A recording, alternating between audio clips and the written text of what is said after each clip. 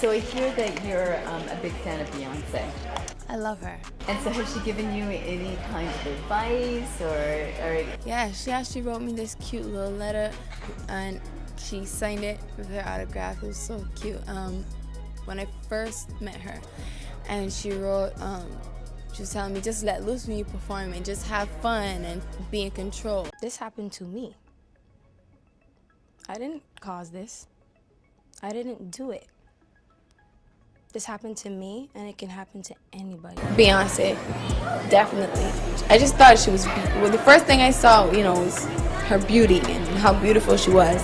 And then I listened to her music, and I loved her music. She's incredibly talented. I think she's what every female artist should strive to be or strive to be like, I know I promised you I'm gonna give you my first Grammy, but we might have to fight for this one. She said she wanted to thank everybody for her first Grammy. Jay-Z is setting Diddy up. Why is everyone having such a hard time? He ain't doing shit. He lined up D. Haven, stole his life and identity. He lined up Big L, stole his life and identity. He lined up Dame Dash, stole his life, identity, and took his love. There, the day she got signed, everyone was talking about it. And the 6 hours that she spent with him, and the 4 hours that she spent alone with him, with no parental supervision. Her father didn't show up to the next. Could a minor be doing these things? And obviously we would never say anything, but you've connected so many unanswered questions and stuff that we would talk about, we were too scared to bring up. It's like, wow, because I didn't think of Rihanna as a human. I thought her as a client. I didn't think of her as a minor. I thought of her as a client and as an artist. That I know in LA that they had taking her out and taking her to all the parties and clubs. They didn't find out that she was underage until they went to the Rainbow Room one night and she couldn't provide ID. They were told she was 21 when in all actuality, she had just turned 17. You remember when she was in LA right after Upon the Replay broke? That was around the time where they were moving you out and putting her new handlers in. Right. That's facts. It was a really She needed you. She needed her original team. And they removed y'all to make sure she had nobody to outcry to. Right. And then we were almost blacklisted. Oh no, absolutely blacklisted. They didn't tell you you were blacklisted. It's just the jobs that you used to get easy. All of a sudden, there were other people. There was a new direction. There were restaurants you used to eat at that were always sold out. Your table wasn't available. It is the shunning. Yeah, exactly. Social shunning. And then when people that you know who you are, start talking about you behind your back in ways that they never did. And all of a sudden, their career begins to elevate. Yeah. It's social engineering. And the sad thing about it is, every last rapper that you said you over also happens to be a government informant. Yeah. Why would you think that you had a chance against these people when everything that they do, the government seems to ignore? It seems like they were untouchable because you didn't know that they had a deal. Right. They had permission to act like assholes and never have to be accountable for it, or so the government said, so they get to people like you and people like me and people like Aaliyah, and people like Rihanna, people like Lauryn Hill, and people like Rakim. People like Nas. You know what I'm speaking. Jay-Z is setting Diddy up. Why is everyone having such a hard time? He ain't doing shit. He lined up D. Haven, stole his life and identity. He lined up Big L, stole his life and identity. He lined up Dame Dash, stole his life, identity, and took his love. Lined up R. Kelly. He wants to be the one. Yeah, shout out D. Haven. He actually hit us up, wanted to tell this story. You need to talk to D. Haven. Yeah, we need to talk to him. I told you that last year when I put you on the phone with him. You did. I want you to think about this. Allegedly, Sean Carter is responsible for enacting Hype Williams to put Aaliyah on a faulty plane to move her out the way as punishment for rejecting him, and so he could level up Beyonce, who was struggling. Let's just say allegedly that happened. Now I want you to think about 106th and Park with Mary J. Blige. Free, who is a victim of Sean Carter. Yeah. Mary J. Blige, who is a victim of Sean Combs, are sitting there talking about the death of Aaliyah amongst each other. Think about that. You got a Diddy victim, you got a Jay-Z victim, and you got a superstar gone. They know what happened. And yet, they had to sit there and have that conversation like they didn't know who did it. Mm. Think of the power of that moment. Think about Claudia Jordan right now. Claudia Jordan don't ever mention my mother name. She mentioned it yesterday. Talking about why people are afraid to come forward. You mean like you? You was Diddy girl. Corey was Jay. Rihanna and Beyoncé never worked together, even though they were both close to Jay-Z. And now, we finally know the answer. According to rumors, Rihanna didn't just have to deal with Jay-Z allegedly making advances on her when she was still underage, but also Beyoncé secretly trying to get her involved in Diddy's Freakoff parties. Yes, you heard that right. Apparently, Rihanna thought she could trust Beyoncé and confided in her about the uncomfortable situations she faced with Jay-Z, but instead of helping her... I don't know, but I got an idea that Evan Rogers is going to help me figure that out.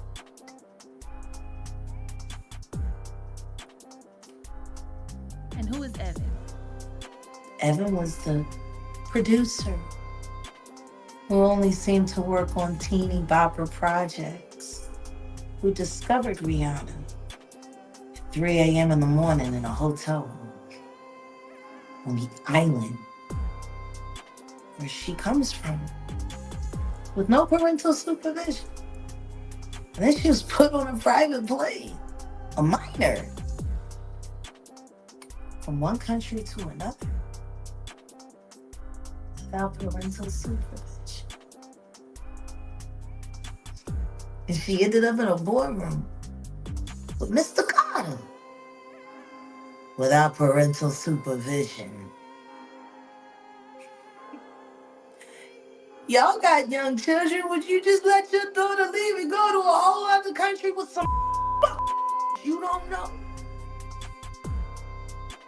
Absolutely not. Doing talent shows at 3 a.m.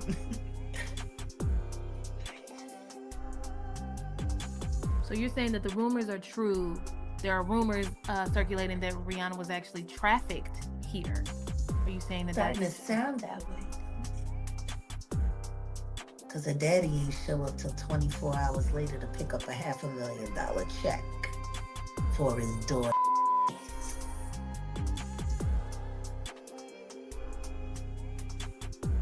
Maybe we should look more into that album, Auntie. That album cover was disturbing. a child bride with a crown over her head and blood smeared on her face. I don't know.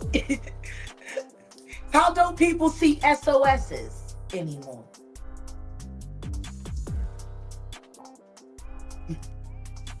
I mean, maybe I'm just crazy. But the reality is I think you were onto something before a lot of us, specifically about Jay-Z. And there are some clips I want to watch with you, particularly one of Rihanna that really freaked me out. This clip, guys, if you haven't seen it, which I hadn't seen it till this morning when I saw this headline, Kim found it for me. Let's watch this clip quickly. Crazy Let's that you watch haven't Tyra seen pushing to get this out of Rihanna, and when it does, man, it made me feel very, very uncomfortable. Audition. Yes. But before I met him, I was so nervous. I was shaking literally. But the moment I walked into the office, the atmosphere was so warm and welcoming. And you had to sing a cappella for him? Yes, I had to sing. I sang Pon de Replay. I sang another ballad from the album last time. Yeah. So then what did he say to you? He said something to you. Oh yes, he said, we don't sing songs here, we sing artists. And there was this little pause, and I was nervous. But then he said, and we're interested. And there was this sudden feel of relief. But then he said something about a window and a door or something. Oh, then he said, he did it homework. I did a lot of homework on you, Miss Lady. He said, there are two ways to leave here, either through the door with the deal sign or through this window, and we're on the 29th floor. So you was like, where's the pen? Where's the paper? I'm signing. Yeah. The audience is so uncomfortable. Like, I don't know if Tyra was trying to get that on the record, but my God, what Jaguar?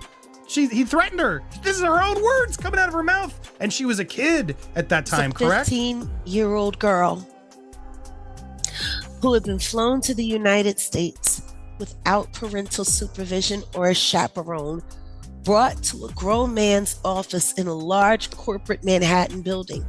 Everybody knew when she flew in. I was there the day she got signed. Everyone was talking about it.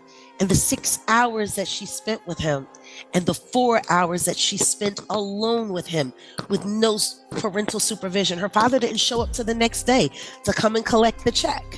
Well, and this isn't her life. The rumors were even beyond that, right? That Jay-Z was cheating on Beyonce with her when she was 17 is what a lot of this came out through a publicist who later then had to you spoken apologize. to my friend Jonathan Hay? You should talk to Jonathan. Please. Because Jonathan was there. He was right there working with Rihanna. And it was right when they started crafting her to be seen as a brand and commodity only and not a person. And when I talk to Jonathan now, just to hear him when he thinks of his teenage daughters, he was like, Rihanna was the same age my girls are now. I couldn't imagine putting my daughters through what we put her through. And then the next thing you know, she was removed from that first team from Pon de Replay and replaced with all new handlers and kept sheltered in Los Angeles, where she was going out to parties and partying at 15, 16, 17 years old, hanging out at the Rainbow Room, hanging out.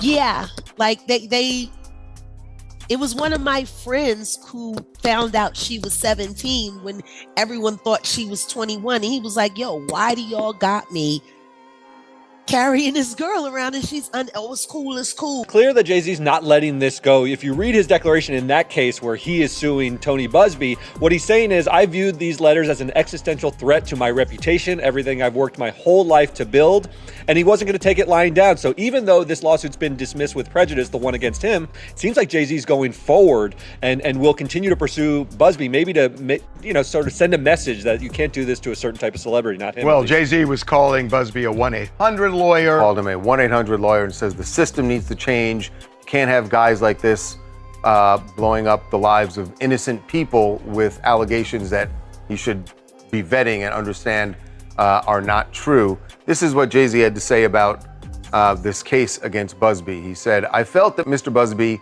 was placing a gun to my head, that I either bow to his demands or endure personal and financial ruin. As for the lawsuit filed on behalf of the female accuser, Jay-Z says Mr. Busby purposely filed this on the eve of my daughter's premiere to put me in the position of having to choose between supporting my daughter or hiding to avoid the negative press. Beyoncé allegedly tried to drag her deeper into the mess. People are now realizing just how close Beyoncé and Diddy really were when Freddie P from Making the Band revealed that famous cheesecake walk wasn't even Diddy's idea, it was Beyoncé's. Freddie said, Beyoncé made them walk for 4 hours to get that cheesecake just because she wanted to see them humiliated. And guess what? When they came back tired and exhausted, that cheesecake went straight to Beyoncé, not Diddy. And it gets even worse. Recently, DaBaby exposed that Beyoncé and Jay-Z were at one of Diddy's private Freakoff parties, and that Beyoncé herself introduced herself to him acting all friendly and flirty.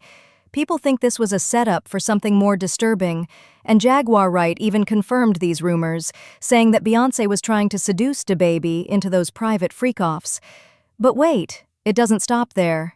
Word on the street is that Jay-Z and Beyoncé tried to convince Rihanna to join those same freak-offs, and when she refused, they sabotaged her anti-album by leaking it on Tidal, a platform owned by Jay and Bey. They forced her to release the album early and gave all the promo to Beyoncé's Lemonade instead. Anti barely sold 124,000 copies, while Lemonade sold over 650,000 in its first week. And remember when Beyoncé dropped Bow Down and dissed other female artists? People believe that was aimed at Rihanna after she refused to play along. Their feud got so bad that they couldn't even stand next to each other at the Tidal press event. Sources say they completely avoided each other the whole time. Rihanna went from calling Beyoncé her biggest inspiration to shading her on Twitter and distancing herself from the industry altogether. Now she's building her Fenty empire and staying far away from music drama. And who can blame her after all this? What do you guys think? Did Rihanna make the right move by staying away from the industry? Are Beyoncé and Diddy really hiding something darker behind closed doors? Let me know in the comments.